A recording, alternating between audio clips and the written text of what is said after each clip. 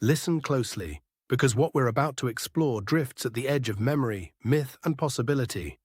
A place whispered about for more than a century, yet never fully claimed by history or science. Tonight we walk through the fading echoes of a world called Lemuria, a land some say once stretched across the Indian and Pacific Oceans. A land said to hold secrets older than any civilization we know, if it existed at all. Take a breath. Let your imagination reach far beyond the maps you've always known.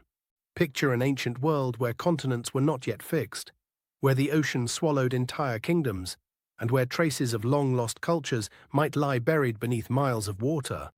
And ask yourself, if a civilization vanished 10,000 years ago, leaving only hints, would we recognize the hints for what they are?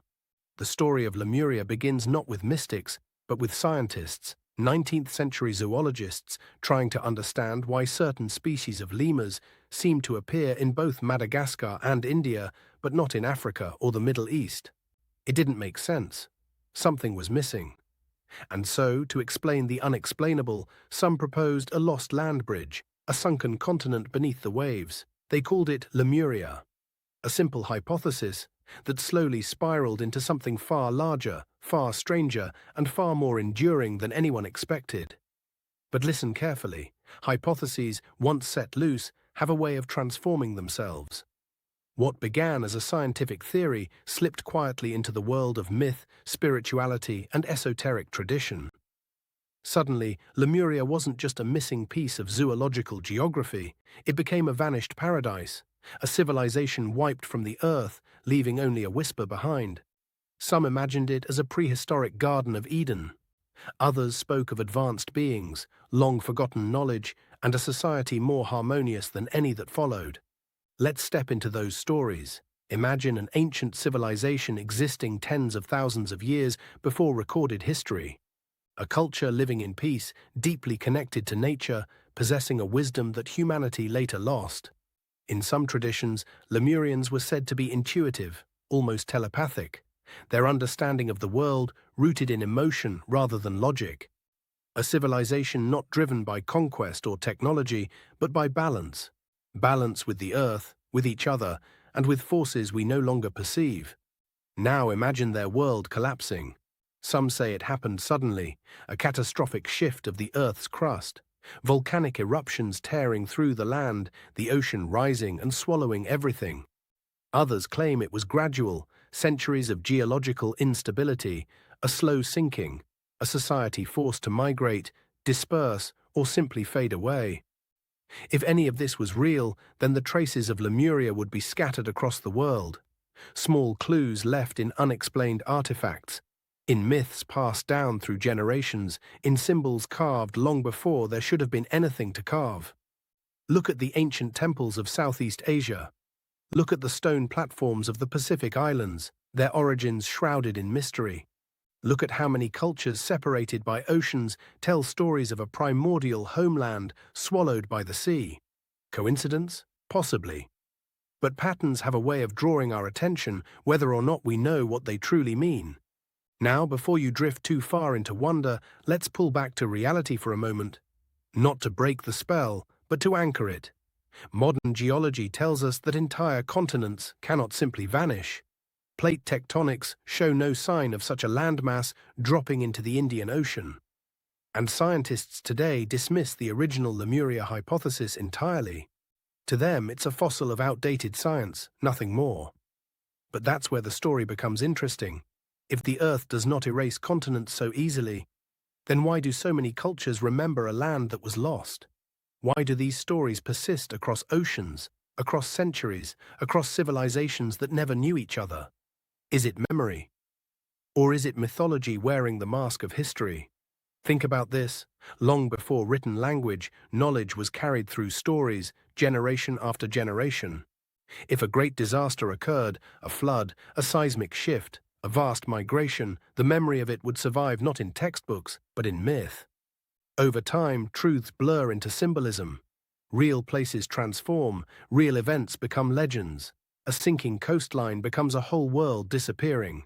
A displaced people become survivors of a sunken continent. So when we talk about Lemuria, maybe we're not talking about a continent at all.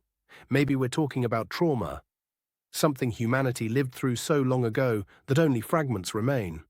A memory too old for history, too significant to forget.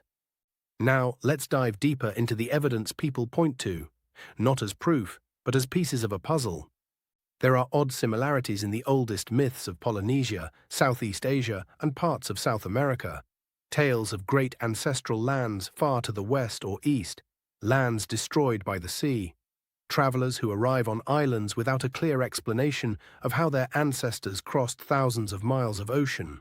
Stone structures that seem older than the societies who claim them. Genetic links between populations separated by unimaginable distances.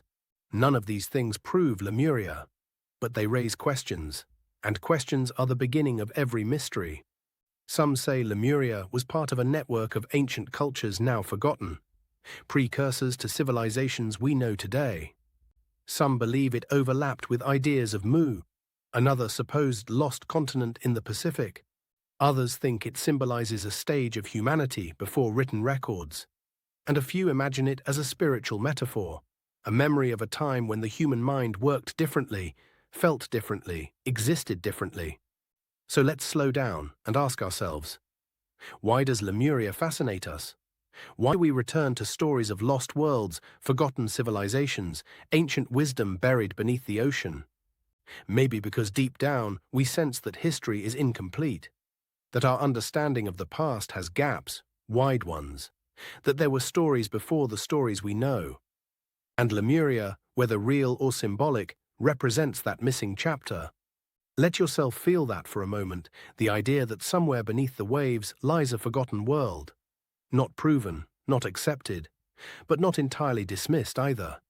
A place suspended between science and mythology, where imagination steps in to fill the void.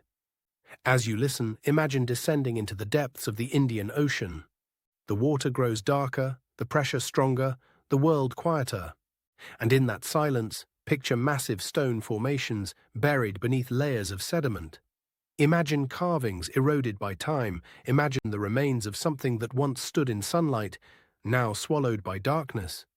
We may never find evidence of Lemuria, but that doesn't mean there is nothing left to discover.